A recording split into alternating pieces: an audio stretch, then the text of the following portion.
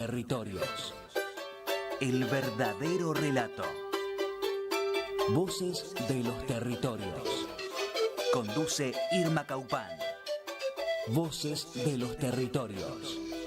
Los martes a las 9 de la noche. En Caput. ¡Ah, sí! Si quieres ver un paraíso, solo mira a tu alrededor y velo. Radio Caput. Desde el lugar de las utopías.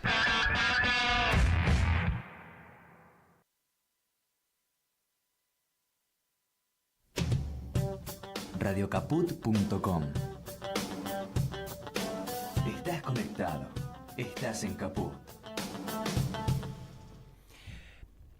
Es curioso que la frase que hace un tiempo, con todo lo que está aconteciendo desde los fascismos globales y nuestro fascismo local, que se esmera cada día en arruinarnos la vida un poquito más y un poquito mucho cada vez más, hay una frase que se decía bastante antes y que quedó medio relegada, que es la patria está en peligro. ¿Se acuerdan de la patria está en peligro? ¿Te acordás, Martín Loza, de la patria está en peligro? ¿Viste que no se dice tanto ahora? Se dicen otras cosas, por supuesto. ¿Por qué? Porque cuando uno dice la patria está en peligro, ¿sí? Porque hay un peligro ahí adelante, pero que todavía no llegó. No llegó ese hecho concreto. Bueno, pareciera que está llegando, o que estamos a las puertas, o que estamos ahí. Entonces esa frase ya queda como vetusta de algún modo, o queda medio atrasada, o queda incompleta, o lo que a uno se le pueda ocurrir que le falta a esa frase. También tiene un problema enorme el concepto de patria, si le pasamos el pincel fino a la cosa, bueno, de acuerdo. Pero estamos en serios problemas. Digo, lo que podemos pensar genéricamente como pueblo, quienes podemos pensarnos genéricamente como pueblo, y pensando en los demás, y pensando en las mayorías, y pensando en el laburante, y pensando en las familias que padecen este sistema económico bestial y criminal, más todos los espacios de memoria que están desarticulando, todos los días nos enteramos de algo y todos los días somos protagonistas, querramos o no, de alguna avanzada bestial. Estamos ante las puertas de un acontecimiento muy jodido que se puede venir en próximas horas. Esperemos que no, pero es muy probable, no lo sabemos.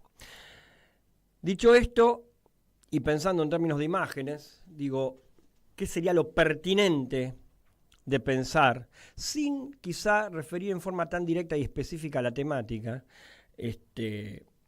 cuestión de no agotar una instancia en relación a, una instancia determinada en relación a caer en el cliché de usar en forma de algún modo enquilosada el término lucha o malgastarlo, ¿sí? La lucha está, la damos desde el lugar que sabemos, ¿sí? Tensamos un poco más la cuerda de las posibilidades, etcétera, etcétera. Laburamos, se podría decir, en el mejor sentido. Pero lo que más me viene como imagen posible para ver qué hacemos es el documental. Hay una serie de características del documental, ¿sí? Documental documenta, ¿sí? El documental frente al cine narrativo tiene mucho menos público históricamente. En los últimos tiempos ha habido un auge mayor del documental. Y hay una forma del documental especial, específica, que hace a las dimensiones de lo político en relación a los mundos privados que se proyectan políticamente, que es lo mismo que decir que los mundos privados reflejan una politicidad que se extiende al mundo. Tienen que ver con aspectos del documental en primera persona, alguien que desde su subjetividad relata desde la idea documental algo que probablemente aconteció en su entorno familiar, en su grupo, que dimensiona desde ese lugar de sujeto que se hace cargo de su subjetividad, no el documental eh, que se pretende objetivo. Vamos a establecer la diferencia en un rato, ¿sí? Entonces, pensando en el marco que no elegimos, o entre comillas podríamos decir que muchos eligieron, pero que habría que pensar si como pueblo, y si nos pensamos como pueblo, elegimos realmente esto, ¿sí? Gran tema. Pensando en ese marco y pensando en las posibilidades de las cámaras, el documental tiene mucho para decir hoy.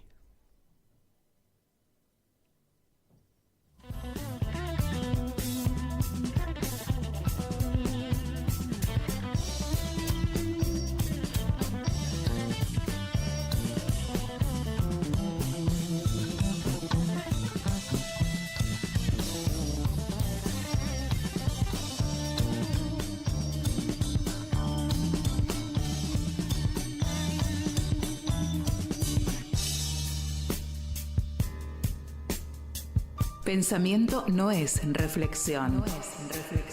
Con el pensamiento adviene lo nuevo, lo intempestivo, el azar, periferias del cine.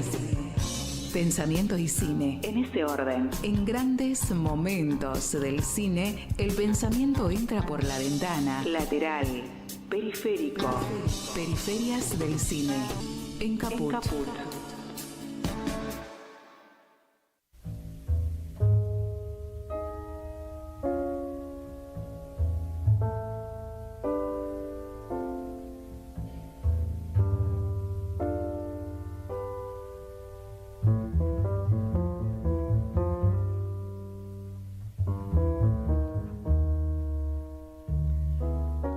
Bajando al llano, querido Martín Loza, operador estrella, me encanta que nos estemos poniendo de acuerdo en cuándo, cazzo, yo empiezo a hablar. Después de el señor Miles Davis, que nos pasa el trapo a todos los que estamos acá. Muy buenas noches, esto es Periferias del Cine, mi nombre es Luis Frank, brindando como siempre el programa que yo pienso como un servicio. En ese sentido me la paso pensando qué puedo ofrecer para que alguien que escucha no se lleve una entrevista, sino que se lleve una charla en donde se dirime algo y se puede sacar algo en limpio, lo que se llama habitualmente en limpio para uno. Y bueno, hoy vamos a contar con la presencia de un doctor en Filosofía y Letras, recibido en la UBA, Filosofía y Letras de la UBA, profesor adjunto de la Cátedra Historia del Cine Latinoamericano y Argentino, en la carrera de Artes, también de Filo, investigador adjunto del CONICET y profesor invitado de la carrera de Artes Dramáticas de la UNA. Charlé con él esta tarde, lo pasamos ahora, no está en presencia en el estudio. Estoy hablando del señor Pablo Piedras, que vamos a escuchar un buen rato de la entrevista. Háganse la idea de que van a estar media horita absorbiendo información que a mi entender es muy valiosa. Martín, por favor, gracias. Bueno, Pablo, se me ocurrieron algunas reflexiones y algunas preguntas, sobre todo en relación a las posibilidades del documental hoy en este contexto mundial. Estoy siendo muy genérico con el contexto mundial, con la frase, ¿no? Pero supongo que me estás entendiendo. Digo, ¿qué tiene que hacer el documental hoy? Y pensando en tu texto, para abrir el juego, lo primero, sabemos que esto, bueno, el programa mío particularmente lo pienso como un servicio. Contémosle un poco a la gente qué sería esto del cine directo. ¿El cine directo o el cine documental en primera persona? Vamos con las dos, vamos a hacer la Vamos con la, distinción. Y empezar con vamos a hacer cine la directo, distinción. pero después pasar de una a la otra.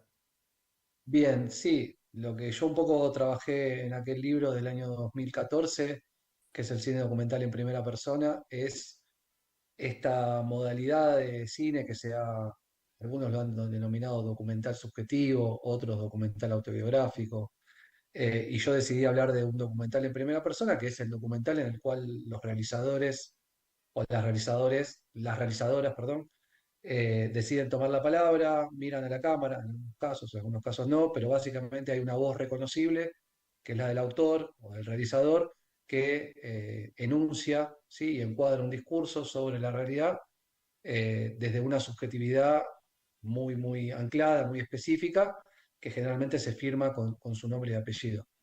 El cine directo es una cierta fase que todavía está vigente del documental, que tiene que ver con lo que algunos autores hablan de un cine observacional, que es un cine que uno podría decir que estaría en las antípodas de esto que yo vengo hablando, porque la voz, o en todo caso el sujeto, el que firma, el que tiene la palabra, trata de ocultarse, ¿no? De desaparecer y que sea una cámara puramente que observa la realidad como si no estuviese ahí, o sea, borra al sujeto, cuando en el cine del que estábamos hablando antes, lo que hay es una demostración del sujeto, ¿no es cierto? Un sujeto que habla en primer término, ¿no es cierto? Que dice yo estoy aquí, opino esto sobre el mundo, y bueno, y obviamente eh, contextualiza su discurso a partir del yo. Claro, en la diferencia de uno y otro, lo que podemos decir es que el cine directo tiene una pretensión de objetividad que el documental en primera persona no tiene, se hace cargo del punto de vista. Efectivamente, el documental observacional es ese básicamente en el cual la cámara trata de borrarse, el dispositivo, el efecto cámara trata de llevarse a cero. Justamente, uno podría decir que la cámara que está puesta en un semáforo podría ser, eso no es un documental observacional, pero es el tipo de cámara que desea o que desearía, o el tipo de objetividad que desearía el documental observacional clásico, ¿no es cierto? El que Ujú. empieza en la década de los 60, sobre todo a partir del arribo de la televisión y todo lo que tiene que ver con la llegada del directo televisivo. El directo del cual vos estás hablando, o el cine observacional, tiene que ver con ese cine que empieza a explorarse, o ese documental, o esa mirada de la realidad que empieza a explorarse a partir del arribo de la televisión en Estados Unidos y después en diferentes partes del mundo. En cambio, como dijiste vos, este documental subjetivo, autobiográfico, la impronta del yo, la impronta de quien enuncia está muy firme y básicamente estipula ya desde el comienzo que ese discurso que va a hacerse sobre la realidad es subjetivo, corresponde a una persona, a una visión de mundo, si se quiere, a una ideología. Ahora, mencionás esto, mira, justamente iba a eso, mencionás esta cuestión de la ideología, que todo el tiempo, y sobre todo en la era contemporánea, está siendo un término en disputa, ¿viste? Que le cambian las acepciones a todo. Este, y leo, o sea, hago una lectura, digo, inclusive pensándolo a través del tiempo, no solamente en el marco de la charla, ¿no? Que tanto una forma como otra tienen una intención política diferente. Hay la intención, a mi entender, decime qué pensás de esto, del cine directo, hay una pretensión de organicidad, como de abarcarlo todo, ¿sí? Contrariamente a esta cuestión de este documental en primera persona, que yo lo pienso como, digamos, de algún modo, un proceso individual de memoria que se abre al mundo, ¿sí? Hay que también extender en este punto la palabra memoria. Bueno, esto. Claro, de memoria toda vez que esté hablando o construyendo algo que tiene que ver con el pasado, con algún tipo de rememoración. Muchos de estos documentales en primera persona más tienen que ver con intervenir sobre la realidad, pues un proceso de búsqueda, si se quiere, que a veces está, digamos, conectado con la memoria y otras veces no, ¿cierto? Entonces, me parece que eso es fundamental. En cambio, podemos poner una pausa, Luis, porque les pedí silencio, pero no lo están teniendo y eso ya me desconcentra. Perdón, No me hay dijiste que ningún me querías preguntar. problema. Entonces, No, como te decía, perdón la breve interrupción. no, está No, bien. básicamente, la cuestión es básicamente que ese cine en primera persona, en muchos casos, tiene que ver con inaugurar procesos de rememoración, de cuestiones que tienen que ver con el sujeto, de quien está narrando, ¿sí? O que son de interés de la persona que narra, a veces es su propia historia, a veces no, la historia de otros, pero muchas veces también tiene que ver con intervenir sobre la realidad en primera persona, ¿no es cierto? Por ejemplo, para hablar de una película que muchas personas vieron, M de Nicolás Prividera, que a vos te debe gustar, seguramente la debes haber citado en algún momento, y Prividera debe haber sido parte de tu programa, no tengo ninguna duda. Todavía no, lo tengo ¿Todavía no? para dentro de pronto. Aunque te parezca mentira, nos conocimos hace unos 3 meses, no nos conocíamos personalmente, nos conocíamos, digo, de tenernos de referencia, pero no nos habíamos visto personalmente. Así que sí.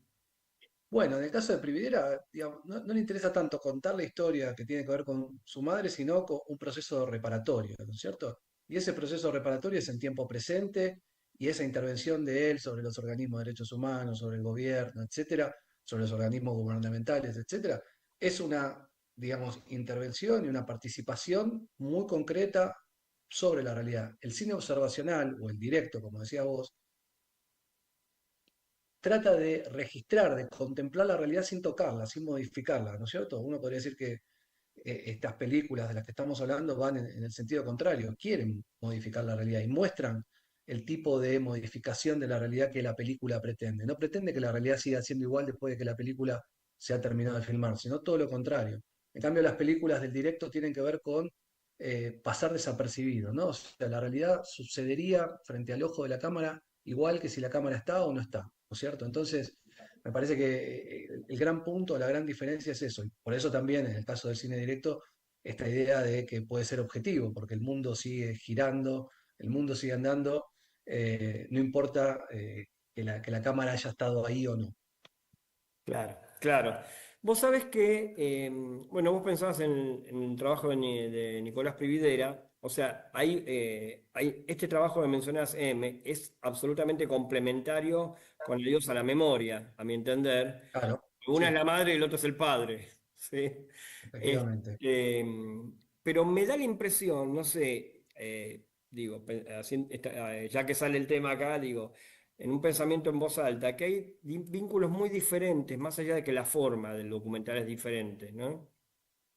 Con la madre y el padre en relación a la cuestión política, ¿no? Hay momentos de M, momentos concretos, en que a Prividera se lo ve particularmente enojado, ¿se entiende? O sea, es Sí, clarísimo, es explícito, está blanqueado ahí, no hay nada que interpretar, está ahí, ¿sí? sí, En Adiós a la memoria hay como una, más allá de que en los dos casos hay una fragmentación en donde se trata de unir piezas de un rompecabezas que nunca termina de encajar, ¿sí? Yo noto una especie de otro tipo de conciliación, digo, ¿no? Con la figura paterna en este caso, ¿sí? No sé cómo lo ves vos, pero más allá de lo individual, ¿cómo influye esto en lo político? ¿Sí? Lo individual siempre es político en este caso, lo privado, quiero decir. bueno, justamente, ¿me estás escuchando, Luis? Porque Sí, por ahí se señor, está entrecortando estoy un poco. acá. Ahí estamos, bien. Bien, perdón. Perdón, sí. Entonces te decía, sí, yo creo que cuando le cuestionaban a Prividera en aquella película M del año 2006, ese enojo del cual vos estás hablando, él decía que no era un enojo personal, sino que el enojo era un enojo social, digamos, colectivo, que tenía que ver con una falta, con una falta de reivindicación respecto de algunas memorias que habían sido cercenadas, entre ellos lo que tenía que ver con su madre, el espacio donde ella trabajaba, etcétera. Entonces, básicamente, esa performance del enojo, me gusta decirle performance porque también en estas películas donde estos sujetos, que son en muchos casos los directores, como puede ser Prividera, están actuando, ¿viste? Hay un rasgo ahí de actuación que uno no tiene por qué creer que porque la película se autodenomine documental, todo lo que hacen es parte de cómo actuarían naturalmente. No, muchas No, veces hay esto una construcción del personaje, ¿no? totalmente. En este sentido, clarísimo y más o menos contemporáneo, Los Rubios de Albertina Carri, en donde se desdobla entre ella y la doppelganger de ella, que es la actriz que elige para ser de ella misma, ¿se entiende? O sea, hay un trabajo hay una idea sensacional ahí. Y bueno, ese desdoblamiento, sí, con la actriz Analia Couceiro de Ujú. 2003, en el caso de la película Los Rubios, fue, digamos, fundante digamos, del documental político, también de raigambre subjetiva, como puede ser Los Rubios, del siglo XXI. Ya lo había hecho, si querés, de otra manera, pero con un dispositivo similar, Carlos Echeverría, ¿sí? Cuando filma Juan como si nada hubiera sucedido, porque en esa película Echeverría lleva una cámara, el que vendría a ser su delegado, ¿sí? Que es, ¿cómo es? Se me fue Esteban Buch, Ah, que es sí. el investigador, Esteban Buch, que es un musicólogo, por cierto, muy reconocido hoy por hoy, es justamente el delegado, entonces básicamente esa voz autoral en algún sentido se duplica y ese desdoblamiento que obviamente tiene otras intenciones, en Juan como si nada hubiera sucedido, uno podría decir que lo recupera 20 años más adelante Albertina Carri poniendo una actriz y justamente enfatizando esta cuestión de que el director o el que está frente a la cámara siempre en algún sentido está actuando, ¿cierto? Ujú. Entonces, volviendo al caso de Prividera, sí, me parece que entre las dos películas, bueno, han pasado muchas cosas. Para empezar, el auge de este documental subjetivo o autobiográfico que hablaba de la dictadura se ha acabado, las grandes discusiones que hubo en ese momento entre ellos dos, entre Prividera, si bien no directamente, pero de modo indirecto, con los críticos de por medio, etcétera, se agotaron o se acabaron, ya se estaba hablando de otra cosa. Y me Ujú. parece que en esa película es una película mucho más reflexiva, mucho más que como te decía antes, interviene menos sobre la trama de lo contemporáneo, eh, pide menos respuestas, ¿no es cierto? Que hay como una cosa medio de interpelar cuasi violentamente en M a las instituciones y al Estado de Prividera que en Adiós a la Memoria hay una reflexión sobre la memoria, sobre sus procedimientos, sobre el olvido, a partir de todo lo que le pasa al padre, ¿no es cierto? Y en algún sentido es una respuesta a lo que le decían básicamente cuando hizo la primera película, donde del padre no se hablaba, que era lo que quedaba siempre afuera, ¿no es cierto? Ujú.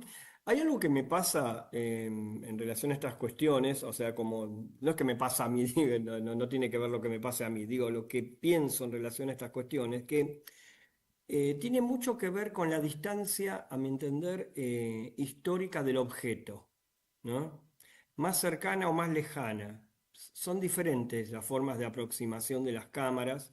Por ejemplo, te doy un ejemplo, en Juan, como si nada hubiese sucedido, percibo todo el tiempo, más allá de que es dentro del microclima de la época, se da a percibir la dictadura cívico-militar ahí, claramente, ¿sí? Desde lo más íntimo, desde lo minimalista, desde los aspectos micro, o sea, desde lo siniestro, ¿sí? Mm. Y hay trabajos como, por ejemplo, yo iba a decir, pues lo podríamos decir, ¿no? Que no es en realidad, como decíamos antes, los trabajos de posguerra después de la Alemania nazi, el neorrealismo italiano, trabajos de postdictadura inmediata. Hay una película que no es documental, pero que casi merecería serlo, ¿sí? Que es El amor es una mujer gorda de Alejandro Agresti, Sí, claro. que ahí hay un microclima planteado que se nota que la dictadura terminó hace media hora más o menos, es por decirlo de Claro. algún modo. ¿Se entiende? De algún modo, vos te vas alejando y a lo mejor hay una capacidad reflexiva de tu cámara que puede tomar una distancia en el tiempo y la distancia también es de los espectadores, por supuesto. Hay otro emplazamiento del espectador contemporáneo a esa imagen en relación a eso que se está planteando, ¿sí? Entonces digo, siempre siendo el cine una percepción, ¿no? Las películas proponiendo una percepción u otra. Digo, reflexionando un poco acerca de estas distancias históricas, entonces pienso también, concluyendo, Privider hace M y muchos años más tarde hace Adiós a la memoria. Son dos cineastas distintos, hay como una sistematización del método Privider, a mi entender, en Adiós a la memoria, que en M para mí todavía estaba en germen. ¿Vos cómo lo ves todo esto? Te tiré un No, montón de cosas, te no, tiré un son un montón de quilombo. cosas. No, estoy de acuerdo. Lo que pasa es que hay algo que vos decís que es muy claro, ¿no es cierto? Lo que pasa sobre todo durante la década de los 80, donde y los primeros años después de la dictadura, en la inmediata postdictadura, es que todo ese armazón de persecución y el entramado de la dictadura está muy presente. Eso uno lo puede ver en Juan como si nada hubiera sucedido, que todos los mandos medios están todos activos, o la mayor parte de ellos que formaron parte de la represión. Muchos están dentro de la actividad todavía, ¿no es cierto? Entonces, y por otro lado, en El amor es una mujer gorda, lo mismo, en el sentido en el cual, bueno, toda la trama de la ciudad, de Buenos Aires, digamos, de la Argentina de ese momento, está ahí presente. Digo, siempre el cine tiene como esa cuestión ontológica, que ese realismo ontológico del que hablaba Bacén, que permite Mm. tirar la red sobre la realidad, aun cuando se está haciendo ficción y los autos que están ahí son los que están pasando, el viento que mueve las hojas es el mismo en la ficción y en el documental. Digo, hay algo ahí de la ciudad y de la Argentina que esa película captura, ¿no? Un clima, y obviamente también las propias actuaciones están imbuidas de lo que había, de ese pasado tan reciente, ¿no es cierto?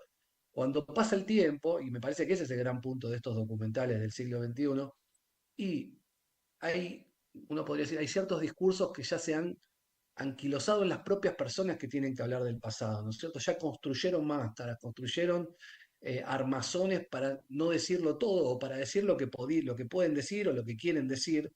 Entonces es muy difícil ya desarmarlos, ¿no es cierto? A Claro. los testimoniantes, a los que tienen que hablar, la ciudad ya no es la misma o las ciudades ya no son la misma. Entonces, hay memoriales, digo, hay que atravesar ese presente de otra manera. Y yo creo que esa idea de la subjetividad o de poner el cuerpo tiene que ver con conmover esas estructuras, ¿sí? Que han dejado parcialmente, si se quiere, fosilizada un cierto tipo de memoria, para que de vuelta entre en movimiento en ese intercambio intersubjetivo con ese yo radical, cuando aparece, como puede ser el de Privillera, el de Carri, etcétera, que son hijos, ¿sí? Cuyos padres han sido desaparecidos por la dictadura militar, ¿no es cierto? Entonces, me parece que hay algo ahí que lo que viene un poco de ese documental en primera persona es agitar el avispero de algo que ya, digamos, no se podía seguir narrando de la misma manera. ¿No es cierto? O en todo caso, no digo que estuviese agotado para nada, porque nunca está agotado, Mm. pero claramente, digamos, requería de una nueva forma para poder decir otra cosa o decir algo que no se haya dicho, ¿no es cierto? Claro, claro, totalmente. Pienso también, no, me viene a la memoria hablando del tema, ¿no? Que tiene mucho para pensar esto contemporáneamente con todos estos trabajos, El silencio es un cuerpo que cae, de Agustina Comedy. ¿Mm? Sí, claro. Este, que ahí explora, es interesante porque explora un fuera de campo que tiene que ver con un aspecto del padre puntual, que era la homosexualidad del padre, que no era lo mismo la homosexualidad concebida en ese momento que cómo lo puede hacer ahora una lectura de una película contemporánea, ¿sí? Y cómo eso se vuelve, ese universo privado se vuelve especialmente político, ¿sí? O sea, esa Sí. característica, esa otra vida, ¿no? Del padre. Sí, lo interesante es que trabaja también con los archivos domésticos, ¿no? Esa película me parece que es fundamental, hay como una exploración sobre el archivo, lo que el archivo tiene para decir, que supuestamente no es para lo que se hizo, esa cámara con la cual el padre filmaba y todo eso Mm, que se guardó y que ella va a explorar, le va a hacer una serie de preguntas que no se le hubieran hecho en otro momento a ese archivo. Eso es lo claro, interesante ahí. Me parece que lo que muestra la película de Comedy, de Agustina Comedy, es un cierto desplazamiento, y uno lo pueden ver en varias películas quizá, en el cual ya esas películas en primera persona no tienen que ver específicamente con el accionar del terrorismo de Estado, con la cuestión de los desaparecidos, etcétera, sino que ya empieza a cuestionar problemas familiares, problemas de género, problemas de sexualidad, ¿no? Empiezan a hacerse preguntas sobre la identidad, no solamente la identidad política, sino que la identidad en otro tipo de facetas, ¿no es cierto? Y me parece que la película de Comedy en este sentido es como una de las más importantes en este aspecto, ¿no? Donde las absolutamente. preguntas siguen siendo políticas, obviamente, pero estamos hablando de políticas de la identidad, probablemente políticas de la sexualidad, es otro tipo de política, desde mi punto de vista. Absolutamente, absolutamente. Pienso también, supongo que lo habrás visto, o sea, abriendo el campo hacia Medio Sí. Oriente, y a la temática de Palestina, la película de Maya Gatás Vargas, Viento del Este, no sé si la tenés Sí, presente. Bueno, también, sí, sí, sí. hay Sí, mucho un, más reciente, ¿no? Sí. que es mucho más reciente, pero, sí, pero estamos hablando de trabajos que se acercan a la cuestión del dialogar con los muertos, ¿no? Con la figura paterna en este caso también, a través de un fuera de campo más radicalizado todavía, más apoyado en el plano detalle y menos específicamente en aquellos cuerpos. Hay algo ahí en donde se recupera algo como una búsqueda también de la idea de naturaleza, que lo cuela, ¿no? Lo cuela como percepción. Entonces digo, nos estaríamos acercando de algún modo en algunos trabajos, digo, a lo mejor a vos se te ocurre alguno más que a mí, a cierto coqueteo o a cierta impronta a la cual no se llega, ¿no? Del todo, de cierto cine ensayo también, porque cuando vos integrás diferentes registros documental, por ejemplo, documentales, y los integrás en algunos casos con aspectos narrativos, no los que estamos mencionando, nos estamos acercando al documental de ensayo. ¿Cómo lo ves? Sí, básicamente todo este documental, todo este tipo de documental en primera persona hay algunos directores que directamente les gusta pensar esto como si fueran ensayos, ¿no? Porque en la voz en el ensayo muchas veces la voz del que escribe es una voz que está muy presente, que no trata de borrarse, nada por el estilo. Por ejemplo, si vos pensás una película como Carta a un padre de Kosaninski, ¿sí? Del año, si mal no recuerdo, Ahora nos 2014, creo que es fijamos. por ahí. Sí, no me acuerdo bien, pero sí, es 2014, 2015, no me acuerdo por ahí. Carta a un padre es una película que, si uno la quiere ver, es una película donde Kosarinski discute epistolarmente con su padre, obviamente su padre ya está muerto, y habla de la historia de su padre como militar, como gaucho judío, bueno, toda una serie de cuestiones. Pero Kosarinski la 2013, piensa como un ensayo. 2013. 2013, sí, 13, 14, por Acá ahí. está. Kosarinski, cada vez que le preguntaban sobre esta película, decía que era un ensayo documental, que la cuestión de que él esté presente y en primera persona era una cuestión aleatoria, que podía estar o no, en este caso tenía que estar porque hablaba de su padre, etcétera, pero la veía como un ensayo porque claramente es un discurso que se construye a medida que en el montaje, mientras que la película avanza, que no son películas estas, cuando hablamos de ensayos, que estén prefigurada desde un comienzo, ¿me entendés? Uno sabe que en el documental puede haber un guión, puede saber que va a filmar primero acá, después allá. Son películas que se van encontrando en este caso, ¿no es cierto? Que a medida que se filma el primer plano, dicen, no, no, entonces cambió. A partir de ahora la escena siguiente va a ser esta otra, vamos a filmar aquello otro. Son películas de búsqueda, de exploración, y en este sentido, en esta cuestión de encontrar la forma, son ensayísticas, ¿no es cierto? Porque sabemos que el ensayo tiene que encontrar su forma cada vez que se va a hacer, ¿no es cierto? No hay un ensayo posible o no hay un formato del ensayo. Lo que hay en todo caso son tentativas, ¿no es cierto? Y estas películas tienen rasgos de estos, ¿no? O sea, que siempre son tentativas, que están en una búsqueda, la idea de estar en proceso, eso es propio también del ensayo, ¿no es cierto? Ninguna debería ser igual a la otra en algún punto. Si bien cuando también este tipo de películas empezaron como a funcionar muy bien en el marco de los festivales de cine, también hubo, si se quiere, una inflación, ¿no es cierto? Donde aparecieron muchas historias en primera persona que uno a veces empezó a preguntar, che, ¿era necesario contar o narrar esta película así? Esa voz era una voz urgente, realmente era una voz que necesitaba estar ahí. Bueno, hay algo que uno podría decir que empezó a reproducirse de manera medio mecánica, como gesto que funcionaba comercialmente, entre comillas, todo lo comercialmente que puede funcionar un documental, eh, que perdió un poco, si se quiere, ese carácter político fuerte que tenían estas primeras películas en primera persona. No obstante, hay algunas que creo yo que lo recuperan bien, como la de Gatas Vargas. Ahora en el último Bafisi vi una que se llama, estaba tratando de recordar el apellido de la directora, que se llama No puedo tener sexo, donde No la vi. bueno, o mismo lo que hace en alguna otra película Yair Said, ¿no? Son Ah, sí. películas donde lo que exploran, Flora no es un canto a la vida, ¿no? La de Yair Said.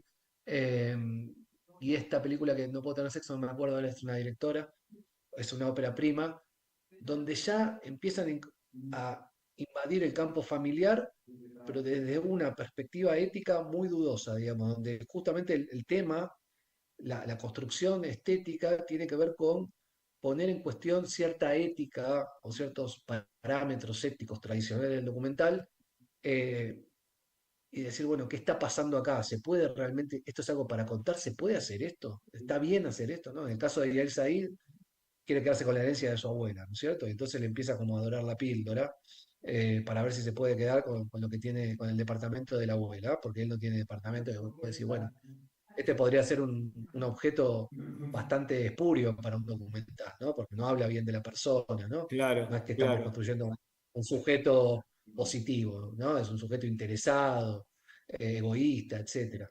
Y en el caso de la otra película, que bueno, ya me voy a acordar del nombre de la directora, capaz vos lo podés buscar, De no No me puedo acuerdo. tener sexo, Belgati. Eh, de Belgatti, ahí va, Belgatti. En este caso, ella enuncia, después hay que ver si le creemos, ¿no? En el pacto que produce la película, enuncia que está trabada, bloqueada con la cuestión sexual, eh, y uno de los tópicos que aborda es la relación con su madre, ¿no es cierto? Y en esa relación con la madre aparece el tabú del incesto en primer lugar, pero como yo nunca lo he visto en el documental o incluso en el cine, bueno, no, en el cine sí, pero en general en la ficción, pero digo, en el documental es muy raro, ¿no es cierto? Y que hay una cuestión ahí de tensión Me hiciste sexual acordar, explícita me hiciste entre la acordar. madre y ella, que es terrible, sí. No, no, me vino a la memoria un documental, de los primeros documentales de Naomi Kawase, ¿Cuál?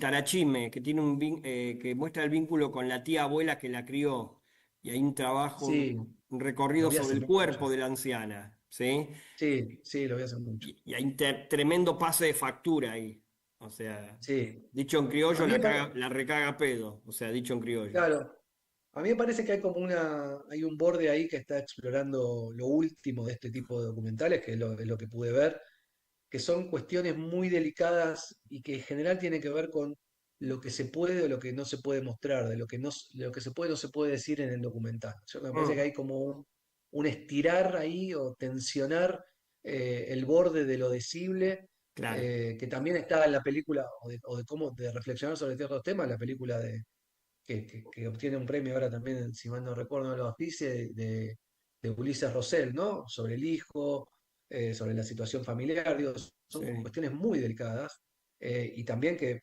cómo representarlas es un gran problema, ¿no es cierto? Cómo representar ciertas cuestiones que tienen que ver con la salud mental, que tienen que ver con bueno, de vuelta, con un posible vínculo incestuoso, etcétera, que de repente aparecen ahí. Uno podría decir que es material o que podría haber sido material más de un reality que de una película documental de creación o documental de autor. No obstante, el documental de autor ya lo había hecho en Estados Unidos hace tiempo, Tarnation, por darte un totalmente. eh, ejemplo de lo más conocido de afuera. Pero en el cine argentino yo veo que hay ahí como una barrera que se está explorando, por lo menos vi muchas coincidencias en películas del último Bafisi, por decir películas contemporáneas, ¿no? Que se estrenaron este año. Claro. Entonces hay un pensamiento sobre estas cuestiones, claramente, o sea, que se va sistematizando, ¿no? Conforme a los tiempos, inclusive a los tiempos del cine, ¿no? En este sentido, nos queda muy poco tiempo, Sí. Pablo, ya te voy agradeciendo por anticipado. Em, Cierro con esto, una reflexión al aire. ¿Hay formas para vos de pensar hoy día con todo lo que está pasando, digo, los fascismos del mundo, el fascismo local, ¿sí? Hablando de Argentina, ¿sí? De pensar a este modo de documental como un modo contemporáneo contra estos fascismos? Digo, ¿cómo emprenderla, no? Porque digo, el documental siempre estuvo mucho más bastardeado que la ficción, ¿sí? Pero a mi entender, de unos años a esta parte hay como un resurgir del documental. Podíamos aprovechar esta instancia, ¿no? Negativa del mundo y de la Argentina, como para poner muchas más cámaras en este sentido. Nada, si tenés ganas de reflexionar algo sobre esto. Mirá, a mí me parece que hay algo interesante que dice Jean-Louis Comolli, cuando el teórico crítico francés, cuando tiene que hablar de algunas películas, si mal no recuerdo, de Van der Keuken y de algunos otros cineastas de los 80 y 90 también, que él dice que, bueno, hay tanta circulación de imágenes en la televisión, ¿no es cierto? Está hablando de hace, imagínate, 30 años, casi 40 años, en la televisión, que eh, todo el tiempo estas imágenes simulacro quieren devenir realidad, ¿no es cierto?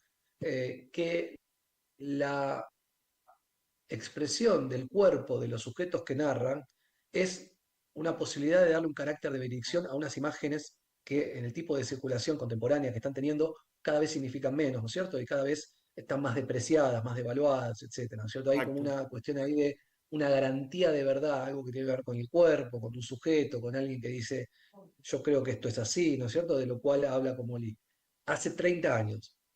Me parece que hoy esa situación que veía como Lee es todavía más delicada, porque hoy por hoy, digamos, las imágenes, y las imágenes, uno podría decir, muy entre comillas, de lo real o documentales, circulan por doquier, por todos los millones de dispositivos que hay en las redes, TikTok, Instagram y lo que YouTube y lo que vos quieras. Uno puede Ujú. decir que hay una eh, inflación absoluta, ¿no? Una hipercirculación de imágenes. Me parece que el documental es un tipo de formato narrativo, no, un formato discursivo que le permite dar forma, me parece, y darle en todo caso una forma política para justamente de trascender, ¿no? La posibilidad de trascender esas imágenes que son evanescentes, ¿no? Que se Exactamente. filma un poco, después otro, y todo queda pisado por lo nuevo, por lo nuevo, por lo nuevo. Y una película documental yo creo que es lo que le puede dar la oportunidad, que no es televisión, que aparte la de televisión ya fue, cada vez importa menos, pero que no es televisión, no es, por otro lado, ficción, sino que es algo que tiene que ver con la realidad, pero que le puede dar una elaboración, ¿sí? Una elaboración personal y política para intervenir. El problema es, como siempre, bueno, una vez que eso sucede y una vez que se hace, sabemos que cada vez es más, entre comillas, más económico hacerlo, por todo lo que tiene que ver con la evolución de los dispositivos digitales, etcétera. El problema es, bueno, cómo intervenir y cómo hacer algo con los circuitos de distribución y de exhibición, ¿no? Que es el problema.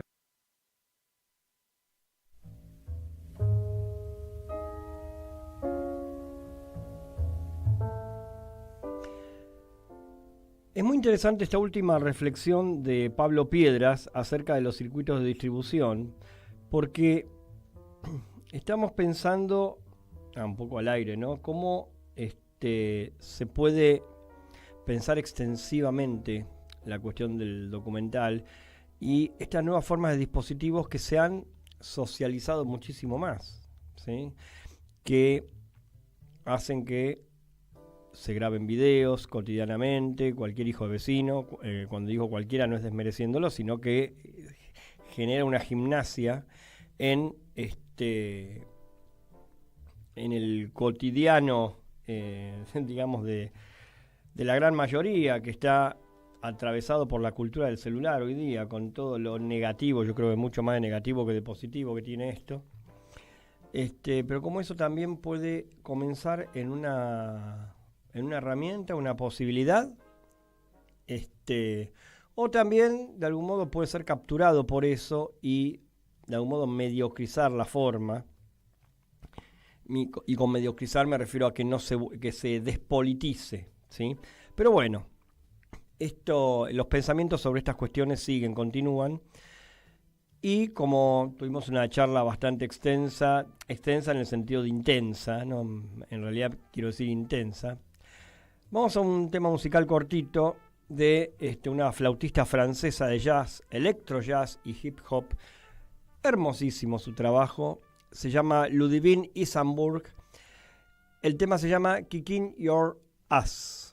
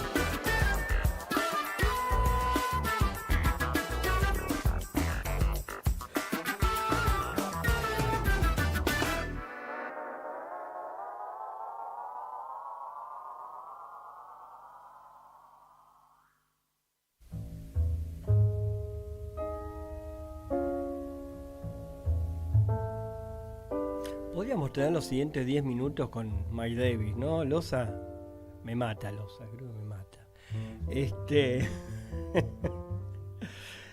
Bueno, qué belleza este tema que acabamos de escuchar, de Ludwig Isenburg. De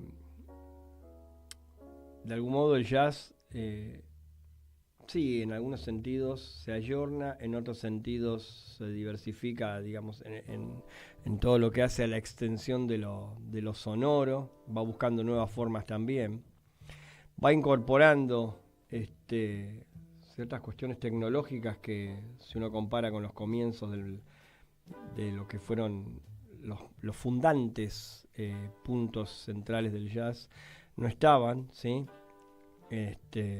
Y bueno, nada, uno va afinando la percepción en relación a lo musical, ¿sí? Quería hacer un par de reflexiones en relación a alguna que otra cuestión que apareció durante la charla con Pablo Piedras, a quien aprovecho para agradecer especialmente. Muchísimas gracias, Pablo. El libro de Pablo Piedras es realmente muy valioso. Este texto que hemos mencionado, el cine documental en primera persona, consíganlo. Es muy esclarecedor y es de lectura, se podría decir, muy amena, ¿sí? No abunda en tecnicismos, pero usa los tecnicismos necesarios para no solo la comprensión, sino para que esto sea como una especie de relato del tiempo del documental, hasta llegar a la idea del documental en primera persona. Con respecto a la politicidad de los registros documentales, me interesa pensar en un epicentro que para mí es fundamental, que son los cines y ahora yéndonos de Argentina, Alain Resnais, que se encargó en 1955 de pensar la Segunda Guerra, específicamente el tema de los campos de concentración, con su mediometraje Noche y Niebla, lo encuentran en YouTube. Distingamos memoria de recuerdo, del mero recuerdo como datos, ¿sí? De la memoria como algo que adviene, como un proceso, como una toma del cuerpo propio de la memoria, que habla de principios que están instalados ya en nuestro cuerpo, si es que nuestro cuerpo está preparado para recibir y abrazar esas formas y esos principios, o sea, y a partir de esos principios, pensarse desde estos documentales. Tanto en el documental, el mediometraje Noche y Niebla de Alain Resnais, como la película hecha 4 años después por él mismo, su primer largometraje, Hiroshima Mon Amour, plantean una cuestión central en lo que hace a los genocidios. Hiroshima Mon Amour tiene que ver directamente con los efectos de la bomba de Hiroshima en las conciencias, en las subjetividades y en los cuerpos, ¿sí? Vivos, ¿sí? Los que quedaron, cómo quedaron, ¿sí? Y aquellos cuerpos que la bomba se llevó. En Noche y Niebla, Resnais plantea que si el pasto crece al final, la percepción de lo que fue el genocidio puede evanecerse. Por lo tanto, hay una primer plataforma para que todo vuelva a comenzar. Mediante el texto de Marguerite Duras de Hiroshima Mon Amour, hay un planteo similar, en donde el primer monólogo interesantísimo por parte, o sea, que es el texto de Marguerite Duras, pero encarnado en la protagonista, que es Emmanuelle Rivat, que hace de una actriz francesa que viene a filmar a Hiroshima una película de temática social, dice en un momento: volverá a empezar. Se sitúa en diferentes tiempos este comienzo, como si la bomba fuera a advenir, como si ya estuviera, y como si estuviéramos en una instancia futura en donde el peligro de que vuelva a ocurrir estuviera latente. Pero ella lo da como una certeza, como si los acontecimientos en el mundo fuesen cíclicos. Yo siempre apuesto a la idea de que no lo son. No debemos dejar que sean cíclicos en tanto y en cuanto debe haber algo de la dimensión de lo humano, algo o mucho, que perdure. Bueno, en este momento, y cierro un poco simétricamente el programa, con el auge de los fascismos en el mundo, que no habría auge si no tuvieran aceptación y votos por parte de las poblaciones del mundo, y hablo específicamente de nuestro país. Es asombrosa la aceptación que tienen, el odio por el otro. Está el peligro de que todo vuelva a empezar. Diciendo esto, no estoy encendiendo ninguna alarma exagerada. Simplemente es es una idea de una especie de llamamiento a una toma de conciencia, que un poco puede sonar el término toma de conciencia como un cliché, pero una pequeña reflexión por parte de todos y cada uno de nosotros implicaría un necesario corrimiento y desplazamiento de nuestra zona de confort. Hago estas reflexiones a unas horas de que pudiese, ojalá que no, ocurrir un hecho bastante complicado que podía proyectar un conflicto social muy, muy jodido en nuestro país. Pero bueno, veremos qué ocurre. En nuestro programa próximo daremos cuenta de algo de esto y seguiremos charlando. Y cuando digo charlando, imagino un diálogo virtual con les oyentes del programa Periferias del Cine. Estoy tomando en este momento, para despedirme, Martín Loza quiere un poquito y no tengo ganas de darle, pero lo que pasa es que no vas a poder volver a tu casa después. Hormiga Negra de los Andes, no es un chivo, no me garpa nadie, nada de esto, pero es riquísimo, es un Cabernet Sauvignon de Mendoza, un espectáculo, me lo dejaron las chicas y bueno, nada. Viendo por todos nosotros, por nuestro país, gracias Pablo Piedras, Martín Loza, te agradezco como siempre. Y nos encontramos la semana que viene con más Periferias del Cine. Hasta la próxima.